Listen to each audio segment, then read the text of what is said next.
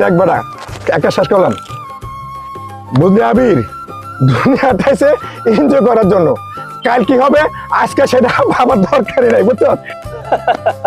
দোষ ঠিকই বলছিস, ওয়েদারটা কত সুন্দর আর জায়গাটাও কত সুন্দর, অনেক সুন্দর লাগতেছে। দোস্ত দেখ দি দুইটা কেমন সুন্দর মাইয়া আইতেছে দিকে, এরা তো আবার দেখ কি জানি টোকাইতে টোকাইতে আইতেছে, বিষয়টা কি বুঝলাম না। এদিকে তো আইতে আছে।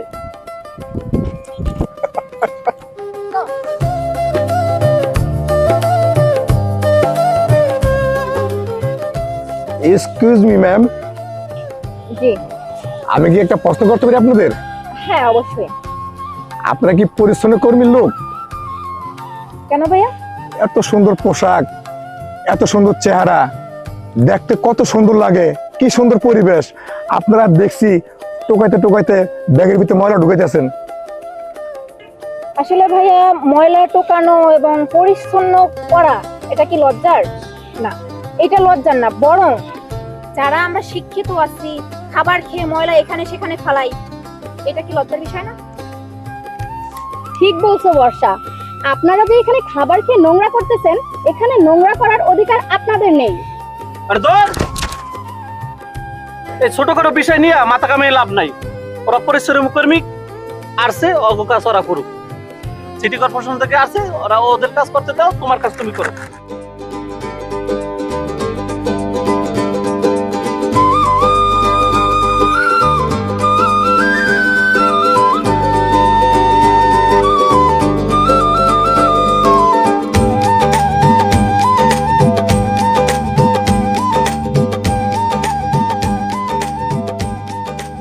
দেখুন মিস্টার, যদি কিছু মনে না করেন তাহলে আপনাকে ছোট্ট একটা হিসাব দেই।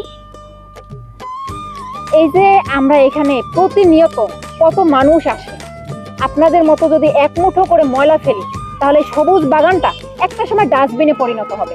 এই সবুজ বাগানটা সবুজ বাগান থাকবে না। তাহলে এখানে এখন যে আপনারা বসে আড্ডা দিতেছেন, তখন কি আপনি, আমি বা অন্যান্য মানুষ এখানে বসতে পারবো, আড্ডা দিতে পারবো? কখনোই না।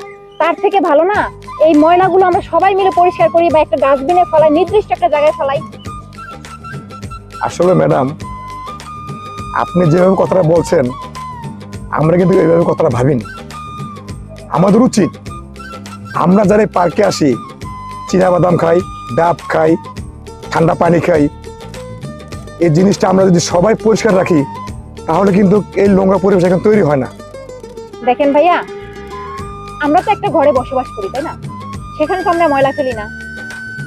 তাহলে এই পৃথিবীটা একটা ঘর, এখানে আমরা ময়লা ফেলতে পারি না, ডাস্টবিন হয়ে যাবে। তাছাড়া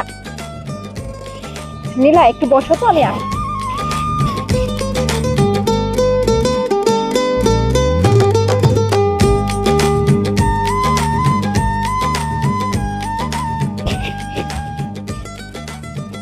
চাচা কি করতেছেন? দৌড়েন।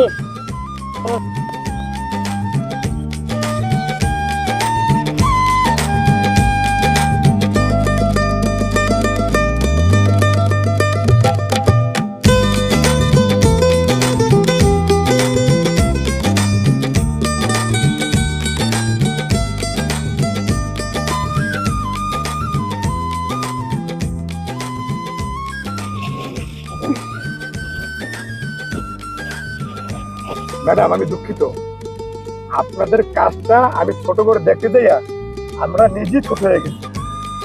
যাক, অবশেষে যে আপনি বুঝতে পারছেন এইটাই অনেক।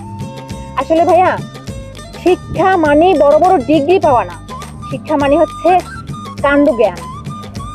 ম্যাডাম, আমরা কি আপনার সাথে যোগ দিতে পারি? এই পার্কটা যদি পরিষ্কার করি আমাদেরও ভালো লাগবে। অবশ্যই, চলুন আমরা সবাই মিলে এই কর্নারটা পরিষ্কার করি।